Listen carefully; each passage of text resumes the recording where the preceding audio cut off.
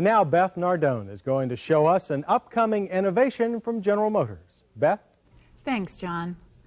Last year we talked about how nearly all of the Japanese car companies were developing cars with four-wheel steering. At the time, GM wasn't talking about their four-wheel steering system. But on a recent visit to Detroit, we finally got to see what they've been doing. They showed us a 1986 Chevy Celebrity that had been modified with four-wheel steering. And it worked like other four-wheel steering cars we've seen. With the rear wheels turning opposite the front ones, the Celebrity had a 20% smaller turning circle. And with the rear wheels turning in the same direction as the front, the car had much better high-speed stability. The system here works with an electric motor that drives a steering rack at the rear.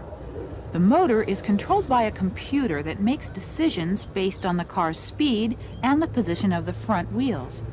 But this Celebrity isn't the only four-wheel steering car running around on the proving ground.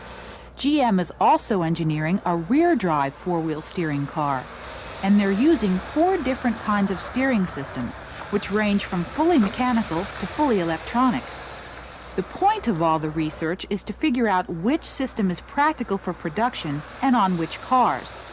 Whatever they decide, GM engineers predict the system will be a $1,000 option by the time it gets to the showrooms. And that won't happen sooner than the 1989 model year. GM is looking at four-wheel steering a little differently than the Japanese. The Japanese emphasize the performance advantage of four-wheel steering. GM will concentrate on the practical. Because the system improves maneuverability, they may offer it on station wagons and large cars, not just performance cars. John? Thanks, Beth.